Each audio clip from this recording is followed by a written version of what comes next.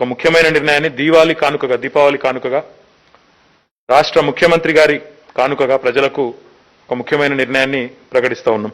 ఈ సంవత్సరం 2020-21 సంవత్సరానికి గాను మొత్తం రాష్ట్ర వ్యాప్తంగా చూసుకున్నట్టయితే ఇటు హైదరాబాద్లో కానీ రాష్ట్ర వ్యాప్తంగా ఉండే పట్టణాల్లో కానీ ప్రతి సంవత్సరం మేము ప్రాపర్టీ ట్యాక్స్ ఏదైతే వసూలు చేస్తామో దానిలో ప్రజలకు కొంత రిలీఫ్ ఇవ్వాలని నిర్ణయం తీసుకున్నాం.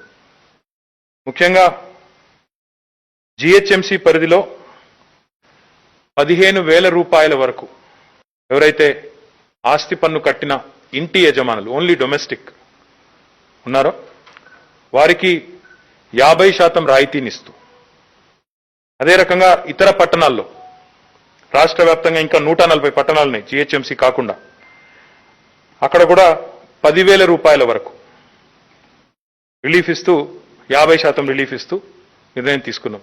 దీనివల్ల ఒకసారి చూస్తే జిహెచ్ఎంసీలో ఎంతమందికి లాభం జరుగుతుంది అంటే 13,72,000 కుటుంబాలకు దీనివల్ల ప్రయోజనం ఉనగొరుతుంది. 196,48,00,000 రూపాయలు ప్రభుత్వం భారాన్ని భరించాల్సి వస్తుంది. ఇతర మున్సిపాలిటీస్ తీసుకుంటే 17,68,000 కుటుంబాలకు లాభం జరుగుతుంది.